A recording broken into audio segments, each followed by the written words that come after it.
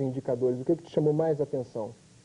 Bom, André, essa pesquisa do IBGE é uma das mais importantes que eles fazem, que mede o hábito de consumo.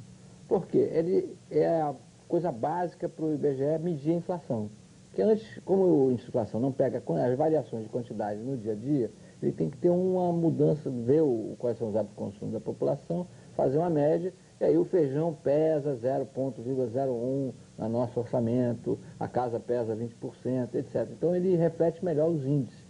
E também, por enquanto, a gente não sabe se houve uma mudança assim, muito grande nos hábitos de consumo do brasileiro, porque os índices anteriores estão muito contaminados pela inflação, né?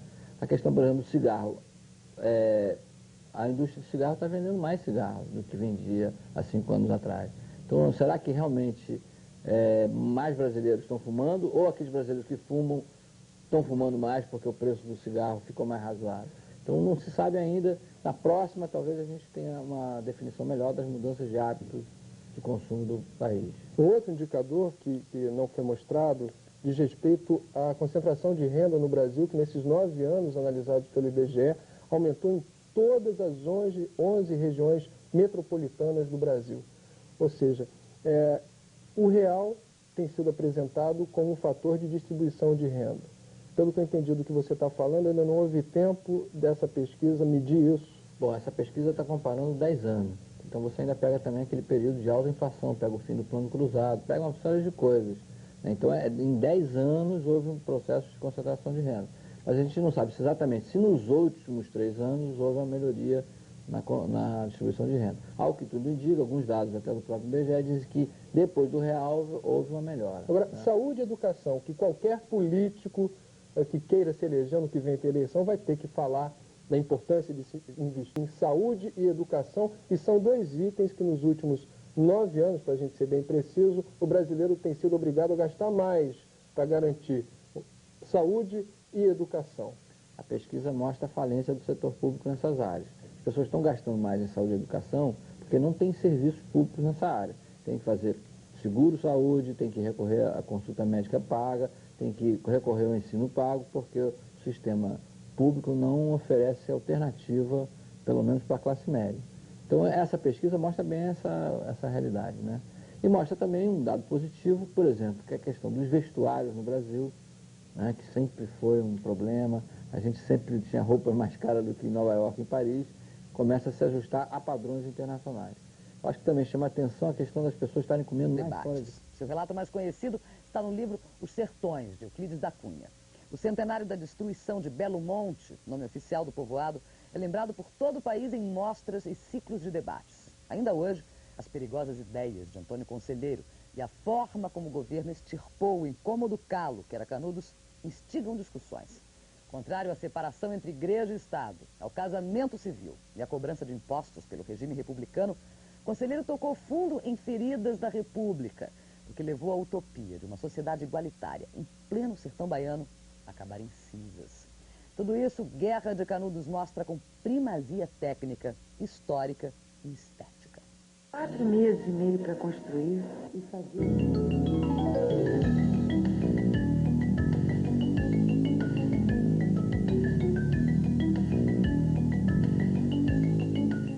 Cantada no trabalho.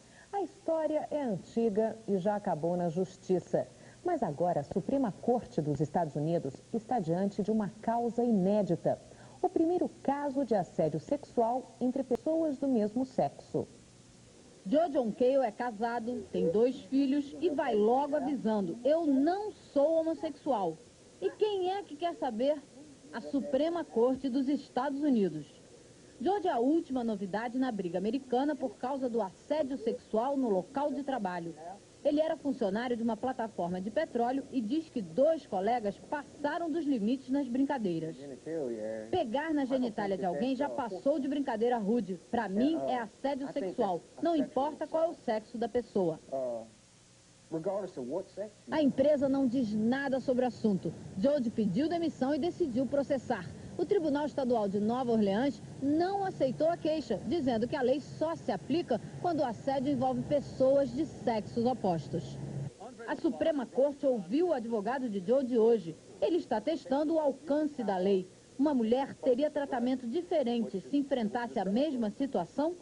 Se a Suprema Corte concluir que Jode foi discriminado, o Tribunal Estadual vai ter que julgar o caso, o primeiro do país. Mas Jode ainda vai esperar um bocado. A Suprema Corte só vai responder no segundo semestre do ano que vem. A vida fora da Terra, um corpo que cai, outro que sai das medidas e um basta ao inimigo invisível. A união faz o mundo. Um presente para o mundo. 125 países assinam no Canadá um tratado para banir as minas terrestres. O Brasil é um deles, mas os Estados Unidos, Rússia e China ficam de fora. Uma dúvida do outro mundo. Depois do estardalhaço provocado pela NASA no ano passado, cientistas americanos contestam a teoria de que o meteorito marciano contenha formas primitivas de vida. Mistério em Miami. Uma mulher vestida de negro morre ao despencar de um prédio. Depois de pensar que ela tivesse caído de um avião, a polícia agora investiga as hipóteses de suicídio ou assassinato. Um gigante pede socorro. O homem mais alto do mundo, um paquistanês de 2,30 metros, sofre de tuberculose e precisa fazer uma operação nos rins e na bexiga. Como o hospital não comporta alguém desse tamanho, ele quer se tratar nos Estados Unidos. Você vai ver no próximo bloco, fim da Odisseia. Collor só pode ser candidato a partir de 2001. A Inglaterra arranha o português para saudar Fernando Henrique.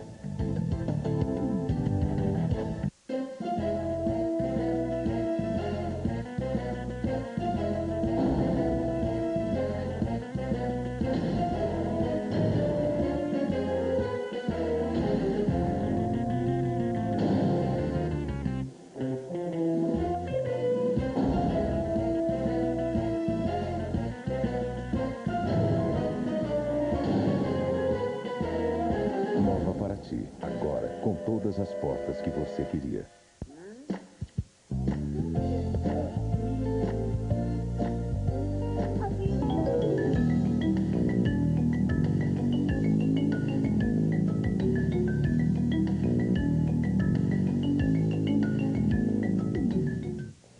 Fernando Collor de Mello vai ficar à margem da política até o ano 2000. O Supremo Tribunal Federal manteve a cassação do ex-presidente e arquivou o pedido de anulação do impeachment. E o presidente Fernando Henrique se recupera rapidamente do mal-estar que teve hoje em Londres. Durante o dia, ele cumpriu uma agenda carregada. A noite, mais uma vez, foi de gala. A guarda de honra constituída pelos cavaleiros da Honorable Artillery Company.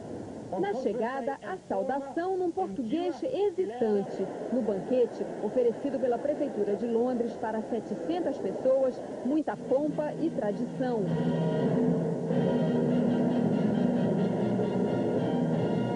O presidente Fernando Henrique e Dona Ruth entraram no salão sob as palmas ritmadas dos convidados. O presidente parecia bem disposto depois de um dia de agenda carregada. Fernando Henrique se reuniu com banqueiros no Palácio de Buckingham.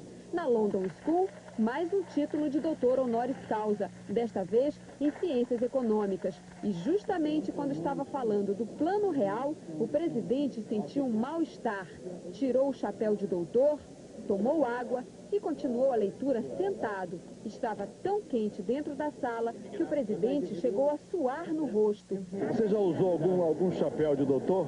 Não. Bem, usa e vai ver. Era muito apertado, não era para minha cabeça, fazia muito calor. Do lado de fora, frio e um protesto. Grupos de apoio aos sem terra e aos índios.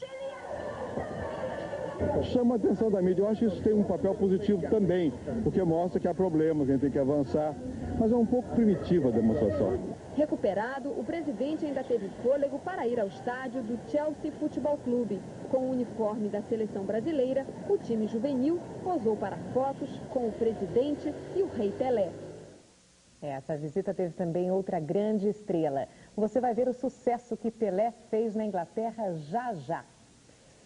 Uma boa surpresa hoje no leilão da empresa energética do Sergipe, a Energipe, na Bolsa do Rio. O grupo Cataguases Leopoldina saiu vencedor com a proposta de 577 milhões de reais, 96% a mais do que o valor mínimo. Foi o maior ágio entre as privatizações do setor. Não perca no próximo bloco, menos água no feijão. O brasileiro está consumindo mais carne.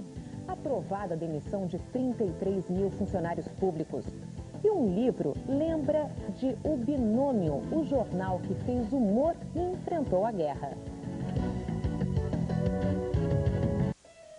A Mastercard e o Unibanco criaram um cartão inédito, o novo Mastercard Authentic. Com ele você tem o máximo de reconhecimento e o máximo de aceitação, porque ele é visivelmente mais bem-vindo em 14 milhões de estabelecimentos no mundo inteiro. E de longe, muito mais reconhecido do que qualquer cartão que você tenha. Novo Mastercard Authentic, visivelmente mais aceito. Mastercard Authentic é um lançamento Unibanco, você não precisa ser cliente para pedir o seu.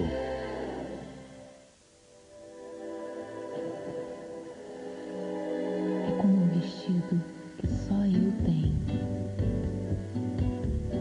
É meu livro de cabeceira. Uma obra de arte que é a minha.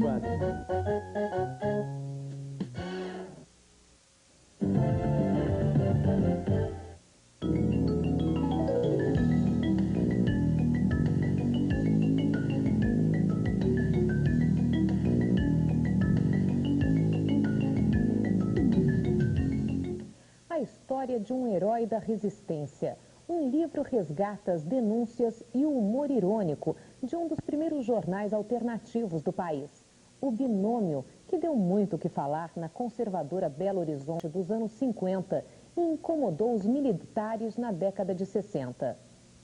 No começo era apenas uma brincadeira de estudantes, mas a polícia acabou levando o Binômio a sério. O tabloide mineiro foi lançado em 1952. Irreverente e muito contestador, chegou a ter 60 mil exemplares, uma das maiores tiragens do país. Juscelino Kubitschek, então governador de Minas, inspirou as melhores charges e manchetes do jornal, feitas por cartunistas famosos como Borjalo e Ziraldo. Títulos com duplo sentido sempre foram a marca do Binômio. Juscelino foi a Araxá e levou rola. Era nada demais, não.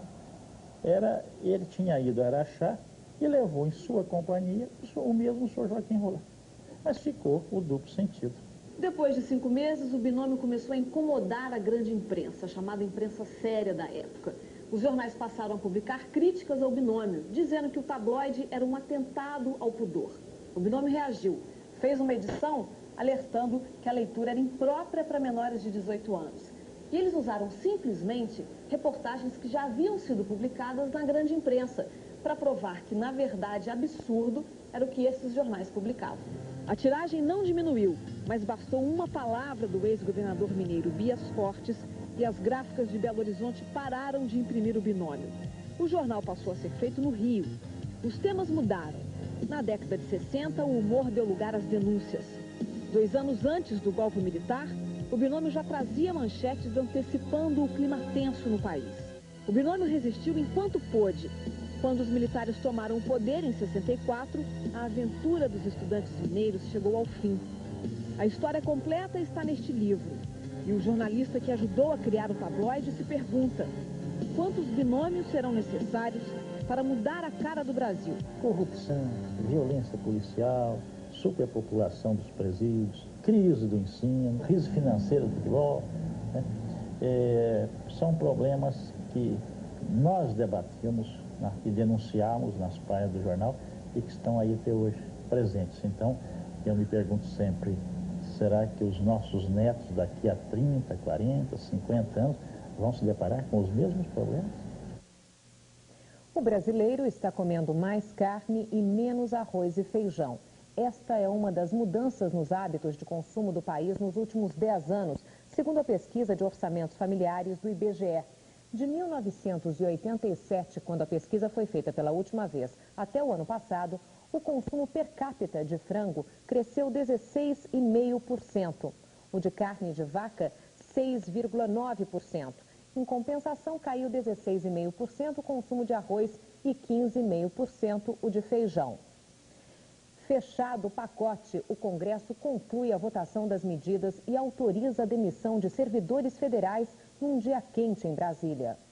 Os minutos de blackout no plenário não apagaram a disposição do governo de aprovar de vez o pacote. O clima começou a esquentar com a aprovação da MP que prevê a demissão de 33 mil servidores não estáveis. Uma situação muito difícil, socialmente falando, porque isso se junta também ao desemprego de outras categorias. Eu não vejo nessa medida nenhum ato de terrorismo, mas simplesmente algo que diz respeito à administração pública.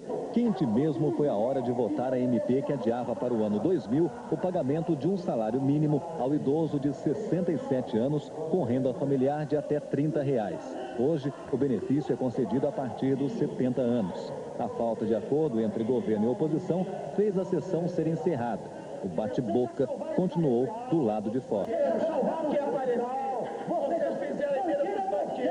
Você que é banqueiro, rapaz. Essa medida provisória é imprestável. É um craque de mídia, né? O governo vai reeditar a medida, concedendo o benefício para quem fizer 67 anos de idade já a partir do ano que vem. Mas vai manter os pontos criticados pela oposição, como o recadastramento de idosos e portadores de deficiência e a exigência